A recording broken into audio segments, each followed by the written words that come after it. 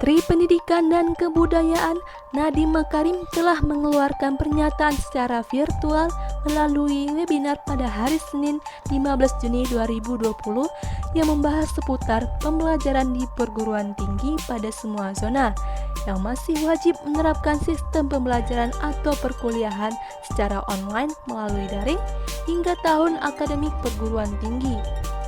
Untuk pendidikan tinggi keagamaan tahun ajaran 2020-2021 akan dimulai pada September 2020 mendatang.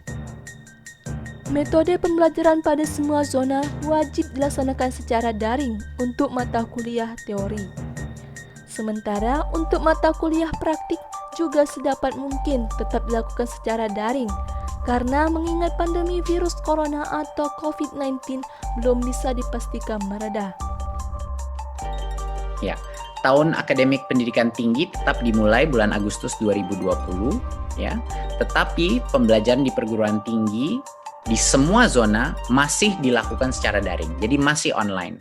Belum belajar tatap muka, belum masuk. Dan alasannya adalah universitas juga punya potensi mengadopsi belajar jarak jauh lebih mudah daripada pendidikan menengah dan dasar.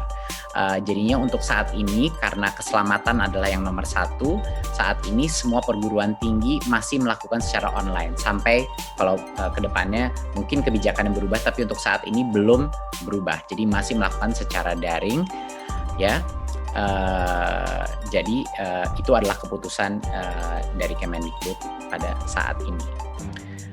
Tapi ada yang namanya aktivitas prioritas. Ya, aktivitas prioritas itu adalah aktivitas yang sangat berhubungan dengan kelulusannya mahasiswa yang sulit sekali dilakukan secara daring. Contoh, penelitian di laboratorium untuk skripsi, tesis, dan disertasi. Biasanya ini adalah small group ataupun individu, project-project individu.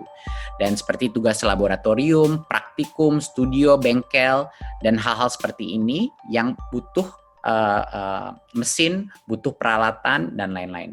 Kalau ini aktivitas prioritas yang berdampak kepada kelulusan siswa, masing-masing pemimpin perguruan tinggi diperbolehkan untuk mengizinkan aktivitas mahasiswa datang ke kampus hanya untuk aktivitas prioritas itu yang berhubungan dengan kelulusannya.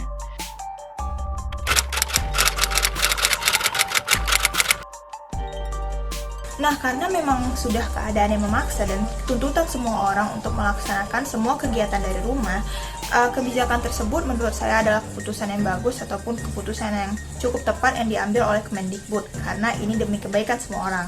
Tapi walaupun begitu pasti ada saja sisi negatif dan positif yang dapat diambil. Nah, pertama saya ambil dari sisi positifnya. Sisi positifnya adalah kita sama-sama membantu dalam mencegah ataupun menurunkan tingkat penyebaran dari COVID-19 itu sendiri khususnya di Sumatera Utara. Nah, yang kedua, kesehatan kita lebih terjamin apabila kita melaksanakan segala kegiatan khususnya kuliah di rumah kita sendiri. Nah, tapi walaupun begitu ada saja dampak negatifnya. Yang pertama, pasti ada saja kendala yang dihadapi khususnya mahasiswa dalam melaksanakan kuliah online ini sendiri. Nah, setuju atau tidakkah saya dalam kuliah daring ini dalam pernyataan pemerintah tersebut? Ya, saya setuju dengan alasan kepada dosen ataupun pembicara ataupun yang memberikan wewenang untuk mengajar, janganlah memberatkan mahasiswa dengan tugas yang tidak sepantasnya. Dan juga saya mengkritik pemerintah agar menerbitkan sistem baru dalam pembelajaran kuliah daring ini, membuat sistem secara sistematis agar dosen maupun guru-guru yang lainnya tidaklah memberatkan murid-muridnya atau mahasiswa-mahasiswanya untuk mengajar. Perkuliahan daring tetap dilakukan, pasti perkuliahan daring itu kan nggak kondusif ya, sedangkan kita aja yang kuliah yang seperti biasanya yang bertatap muka dengan dosen itu belum tentu paham, apalagi dengan melalui dalam jaringan secara online pasti kan terhambat oleh sinyal gitu kan.